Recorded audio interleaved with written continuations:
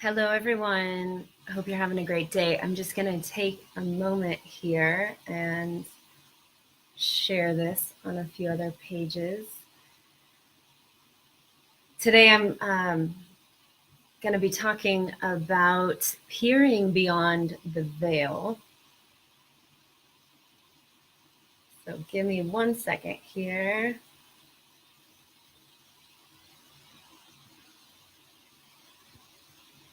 This is so confusing sometimes to do this. All right.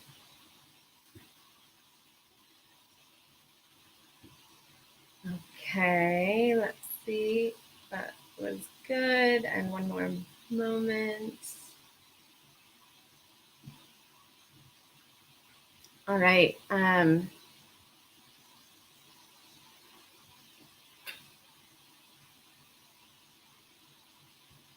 So this is a rough time of year for a lot of people. We're moving into fall and it starts getting colder and the leaves start falling and kind of like death is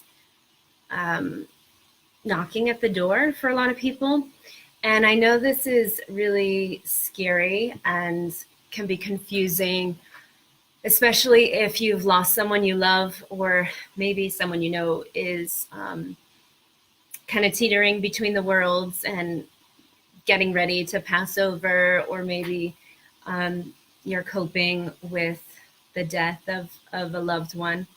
And so I want to share a little bit about how I moved through 9 deaths in 1 year and what I was awakened to, and is a big reason why I do the work I do today. I've helped a lot of people pass over and introducing them to what's on the other side. So when my father passed, I was there with him. I was actually sitting on his legs because I saw his spirit move out and leave through the back of his head, and it looked like this jellyfish, kind of translucent energy, and it moved up through the roof of the hospital. You know, and there was about 10 family members there when he passed. And as his spirit moved through the roof of the hospital building, then I saw these 3 golden packages that were literally, it was kind of like a translucent package, like a wedding gift or something. There were gold bows and a gold packaging, and 1, 2, 3, they fell into my chest, and I had this extraordinary experience of ecstasy. Now, mind you, everyone else around me is sort of wailing and crying and scared that, you know, my father's just died, and I'm in a state of transcendent bliss. And I was just standing there kind of shaking, receiving this energy. And ever since that moment, my eyes changed and I started to see beyond things. Like everything started to speak to me. The clouds were speaking to me, the energy in the room. There would be other apparition type energies that would communicate with me. And it just went on and on and on. And what happened with my father is about, I don't know, I guess I was asking, like, where did you go? Where are you? What is out there? And so the answers just started flooding in. And at first I thought I was a bit crazy, of course. I was like, wow, this is something else. You know, I was 30 years old at the time, and I hadn't really experienced death before, except of my dog, and which was really traumatic for me when I lost my dog. And he kept coming to me in my dreams, and I was curious, like, where do animals go when they die? But this was something else. And my father started to show me what he was seeing. So first of all, he was really young looking. He looked like he did in the photos before, you know, he met my mom, you know, photos I had seen of him when he was much younger. And he was in these grassy areas. There wasn't a lot of buildings, but it was the Bay Area. And he showed me that he was working on the Bay Bridge. He was rebuilding the Bay Bridge, which to me was kind of ridiculous because I was asking, do you have a job there? What do you do? And he said, yeah, you know, we can choose whatever job we want. And I really loved the bridge and I want to work on the bridge. And then I said, well, you know, are other family members there? Because my uncle had just passed away and my grandmother, his mother had passed away. And he said, oh, yeah, they're here too. And I saw my uncle, which was almost unrecognizable because he was also really youthful. And he was working on a railroad. And I thought, oh, that's really interesting. Why is he working on a railroad? And I saw my grandmother there, and she was also very young. And she was holding a small baby. And I didn't really understand what I was looking at.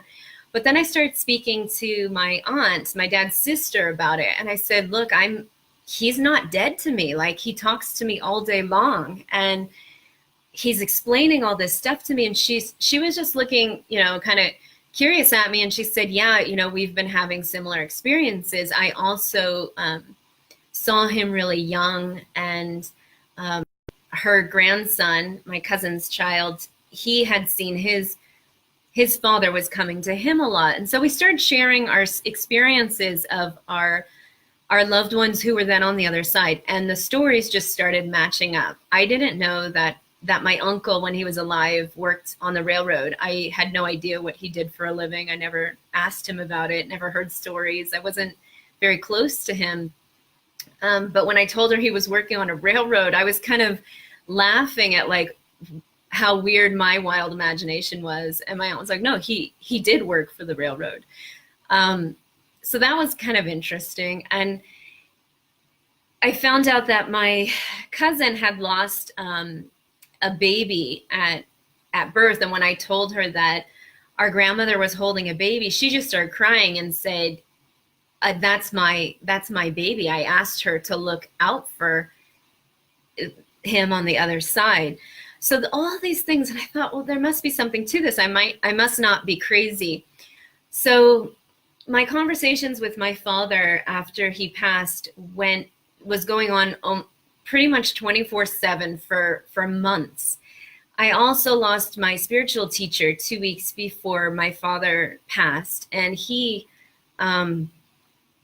Japanese, and when he was alive, we only communicated in broken English, and he would mostly speak Japanese to me and just let me understand this transmission. But all of a sudden I could hear him in English, and he was so happy. And I said, how come I'm hearing you in English? And he said, no, you hear, because I'm not speaking in a language, I'm speaking to you telepathically. So you hear it in the language that you understand. And it was incredible. So all his teachings, he started to explain to me in English. And he was so happy that we didn't have this language barrier anymore. And so was I. Now, mind you, it was really weird for me to not be I thought I should be grieving the deaths of my father and my teacher. They were the two really strongest people in my life. And yet I was in this place of ecstasy and connection with them. So I just kept exploring, you know, what is all this about? And I see all you joining. I just want to say hi to everyone. Hi, Rebecca and Kate and Maya and Annie and Jody. Thanks for being here. If you guys have questions about what's on the other side, please type them in the comments, or if you've had experiences of seeing ghosts or communicating with loved ones, I'd love to hear about it. I just want to explain like where this all took me. But my teacher ended up guiding me to different assignments, explaining to me the different levels of dimensions that the souls go to, because the way he communicated to me was very different than the way my father was communicating to me.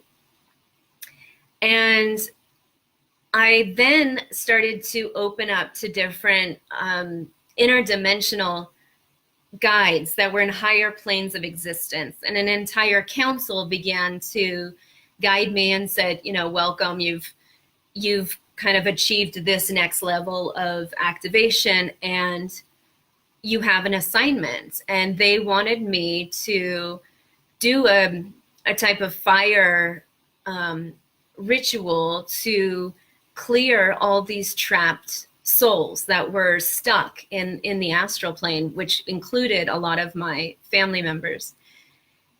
And I thought, well, I don't know how to do a fire ritual. And they said, no, we're going to guide you every step of the way. And by the way, that guy that that Indian man, he knows how to do the fire ritual. So you need to ask him, and he's going to do the fire for you. So I thought, well, he's probably going to think I'm crazy if I ask him this. So I just asked him, hey, I told him the story, told him what I heard. He said, wow, I've been trained since birth to do pujas and fire ceremonies, but I've never done one by myself.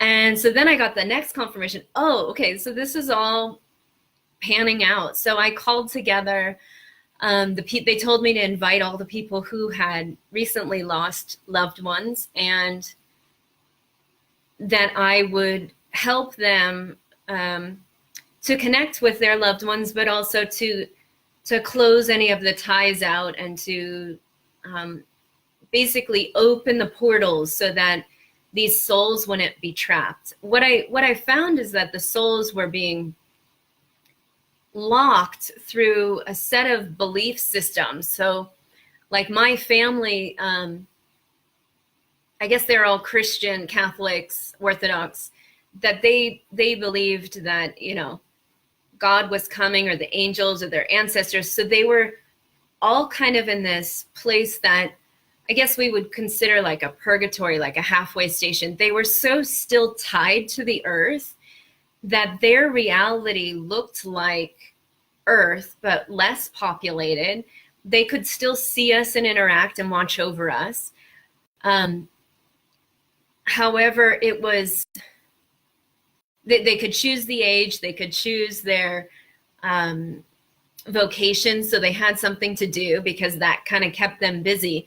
But what also happened is many of them would get stuck in an emotion like anger or distress if they weren't able to just sort of cope with this reality, because they didn't age in that reality. They got to choose what age they wanted to stay in. But there was some sort of distress, or like a place where they were just numb to the world. So I did this fire ceremony, and we opened the gates, and my friend was doing all the Indian prayers to release the spirits as I was channeling and communicating with them.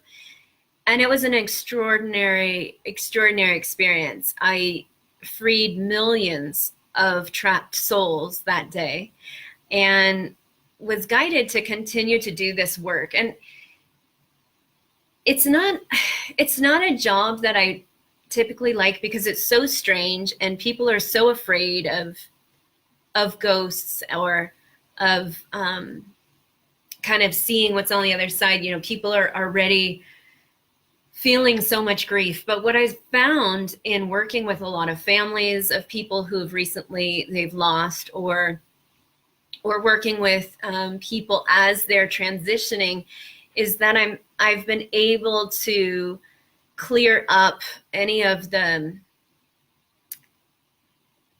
kind of misconceptions that the soul has that keeps them stuck. So once the soul is shown that we can return to source, or return to higher levels of consciousness, an incredible transmutation takes place. The gates are open, and that soul can then restore their free will.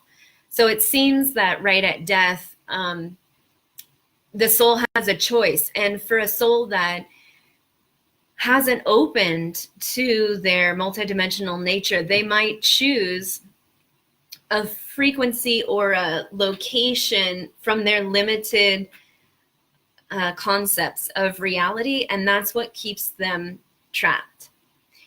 So I have countless stories of people I've helped with their loved ones to see, where in the realms did their soul transcend to, and to reach out to them, make contact with them, and help them if they're struggling with with where they're at, or if they're trapped in the astral plane.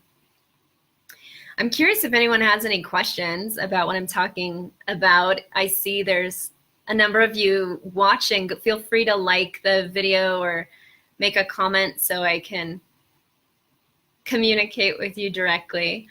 I've been getting different messages of people saying, you know, they're scared of what's on the other side, or they would rather not know. So my live activation tomorrow night, Beyond the Veil of Death, is going to be a prayer and a ritual. So we're bringing our photos of our loved ones, and we are going to sit in deep reverence for their life and the way that they touched our lives, and make contact with them so that you know beyond a shadow of a doubt that these souls do not just die. When our life is over, we are not just resting in the ground. We are everlasting, eternal souls that continue on and on. We have an incredible opportunity to transcend beyond our limited beliefs, our limited thinking. And so I really want to share that with you guys. And especially if you're grieving, especially if you have fears of death, please join tomorrow night. The seats are full, but I know a handful of people are not going to make it to the live activation. I will be sending the recording for anyone who can't make it live. So I'm opening a handful of seats. So if you want to join tomorrow night, if you're struggling because you've lost someone you love, or you're scared of death, or you're just curious to see what's on the other side, or connect to your own ancestors, please join. The link is in the comments of this video. Thank you guys for sending love. Hi, Bhaskar. Hi, Rebecca. Does it matter how long they've been deceased? No. So what I found out was, like, one client I was working with, her father had died like 10 years before. And she said ever since her father passed, the family was in like deep distress. Nothing was working. Everybody kind of fell apart, is in extreme depression in her house. And she met me in India when I was living there, and she was from France. I didn't really want to channel the deceased, because sometimes it just feels uncomfortable because they're not higher dimensional beings. So there is sort of a toxic energy when I connect to a deceased soul. But I was trying to avoid it, but her dad kept showing himself to me. The more I kept telling her, no, I can't help you. I saw her fall. I saw a man appear in my dream state with a very particular like scar, birthmark on his face.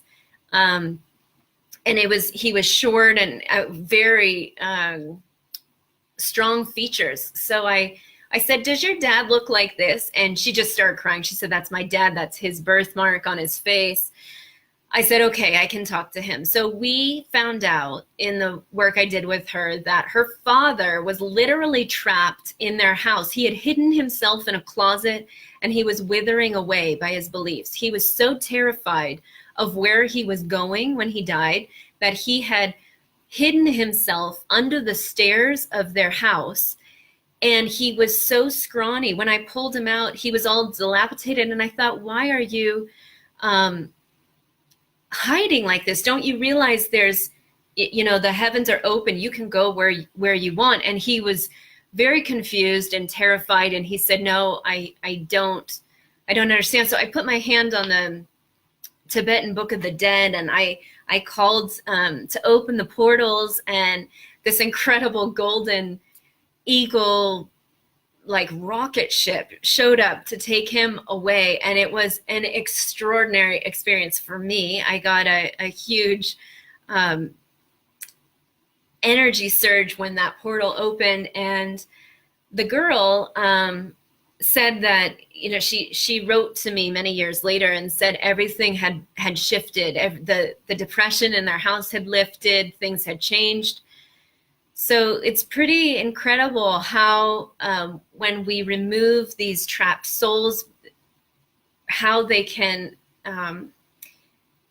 how the trapped soul affects the family members because of that connection. So like he was creating a depression and a fear in the house that was outrageous, and when we allowed him to free, then everything just lifted, and he was no longer scared and alone. So it doesn't matter how long. I mean, there's ghosts that have been trapped for hundreds of years. I've gone into places where there's been like a massacre or a tragedy. The Iran earthquake was really bizarre. That happened in 2003 or 2004. I cleared over 100,000 souls that were just trapped, stuck there, terrified. They didn't know how to move or where they could go. So we have to direct them. So it doesn't really matter how long they've been stuck there. I'm trying to see more comments here and I lost my mouse. Okay. Liz, I'm curious about reincarnation. Yeah. When we go back to source, we're able to choose our next assignment, or we have an opportunity to volunteer for the next level of our soul development. But as long as we're trapped in the astral realm, we're not reincarnating. We're completely stuck and kind of like prisoners in a realm that there's so much duality, and we're in the astral realm. The people trapped there are constantly witnessing us and able to interact with us, but it takes them a lot of effort. Like I was asking my dad, well, if you can see me, like move something, make something move. And he was trying really hard. So I could see him like an apparition, and he was trying really hard to like move my mug across the table or something. And he said, I can't move that. It's too heavy. But I can move this. And I had this like paper origami thing hanging, and he started spinning it really, really, really fast. And he said that I could do. And he was so excited. And he started to like practice what he could actually do. And then he found out that he could actually move me around. So he kind of got good at that, which I did not like. But he got very aggressive the longer he was trapped there. He was talking to me for about 3 months, kind of stuck in this the 4D astral plane, because my dad died without a will. So he had a lot of unfinished business, and he was super anxious about it. And he started explaining to me, what he wanted me to do and who he wanted me to talk to. It got really bad because it was scaring people when I would say, look, he's sitting here. He wants to tell you this, that, and that. And they said, this isn't funny. Like, don't make light of this. I'm like, it's my father. I'm not making light. And he won't shut up. And he wants you to believe me. And he also wants you to ask me a question that I wouldn't know, something between the two of you. And sure enough, every answer, they would just cry.